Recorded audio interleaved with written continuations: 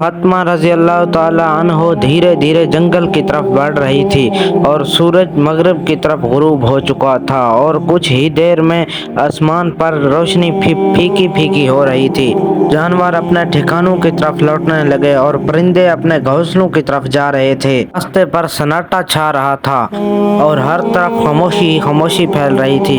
उधर हजरत मोहम्मद सल्लल्लाहु अलैहि वसल्लम एक सहाबी से कह रहे थे कि तुम जाओ उस बेवा औरत तक खाना पहुंचाओ। हजरत मोहम्मद सल्लल्लाहु अलैहि वसल्लम ने मुस्कुरा कर कहा कि तुम अभी ना जाओ, तुम्हें मालूम नहीं कि फातिमा तुमसे पहले निकल चुकी है। ये सब कुछ सुनकर एक और सहाबी जंगल की तरफ रवाना हो गए और सहराओं से होते हुए वो जंगल की तरफ रवाना होने लगे।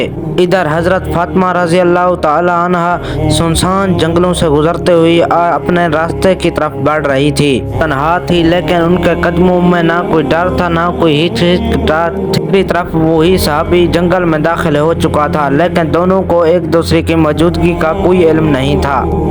रास्ते में हजरत फातिमा रजी अल्लाह ताला अन्हा को एक अजीब सा एहसास पैदा हुआ।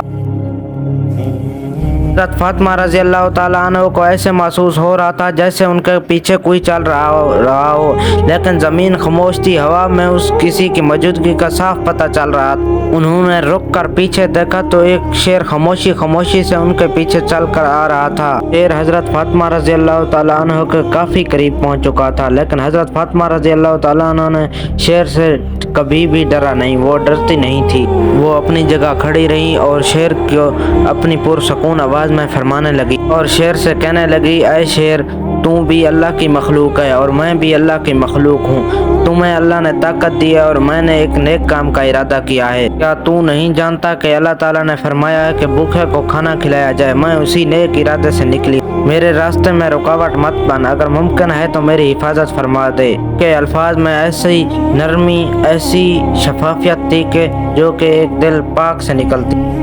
और शेर वहीं रुक गया और शेर की आंखों की सख्ती धीरे धीरे कम होने लगी। ऐसा महसूस हो रहा था कि जैसे कि वो हजरत फातिमा रजी अल्लाह ताला अन्हा की आवाज़ को समझ रहा हो। फिर एक अजीब मंजर पेश आया।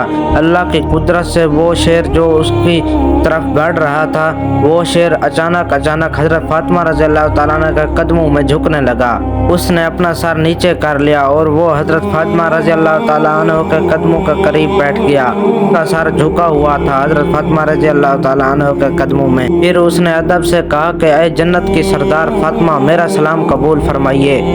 मेरा सलाम रहमतुल लिल आलमीन हजरत मोहम्मद सल्लल्लाहु अलैहि वसल्लम तक भी पहुंचा दीजिए। मैं आपको नुकसान पहुंचाने के लिए नहीं आया, बल्कि मैं आपकी हिफाजत के लिए आया हूँ। फिर शेर कहने लगा कि जिसकी नबी की बिना ये कायनात ना बनती, हालांकि हम उसकी बेटी को कैसे नुकसान पहुंचा सकते हैं। हम तो उसकी हिफाजत के लिए तैयार हैं। हम दरिंदे ज़रूर हैं, लेकिन हमारे दिल उस मुबारक चेहरे की एक झलक देखने के लिए भी तड़पते हैं। हजरत फातिमा रजी अल्लाह ताला अन्हा ने अपना सर झुका लिया और उन्होंने दिल ही दिल में सोचा कि शेर भला ऐसे कैसे हो सकता है।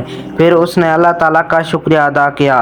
उसी तरफ दूर खड़े हुए वो सहाबी ये सब कुछ मंजर देख रहे थे जो इस नेक काम के लिए घर से निकले थे। उनका दिल बाग हो गया और उनके दिल में खुशी छा गई। खुशी से वो आंसू आने लगे। उन्होंने अल्लाह का शुक्र अदा किया कि ऐ अल्लाह, हम तेरे उस नबी के उम्मती हैं जो कि जन्नती है। मुझे अफसोस है उन लोगों पर जो आज भी उस नबी को नहीं पहचानते, जिसे जंगल के दरिंदे भी पहचानते हैं। ऐ अल्लाह, उन लोगों को हिदायत दे। फिर ये कहकर सहाबी की आंखों में आंसू आने लगे। फिर वो अपनी खुशी और जज्बात के साथ अपनी मंजिल को वापस जाने लगे, ताकि वो इसलिए खुश थे कि ये सारे वाक़या हज़रत मोहम्मद सल्लल्लाहु अलैहि वसल्लम को जाकर बता सकें। इधर हज़रत फातिमा रज़ी अल्लाह ताला अन्हा का सफ़र जारी था। अब वो शेर खामोशी से हज़रत फातिमा रज़ी अल्लाह ताला अन्हा के साथ चल रहा था। वो रास्ता साफ करता जाता और उनकी हिफाजत के लिए उनके साथ चल रहा था। उसने उस हज़रत फातिमा रज़ी अल्लाह ताला अन्हा को जंगल के दूसरे किनारे तक छोड़ना था।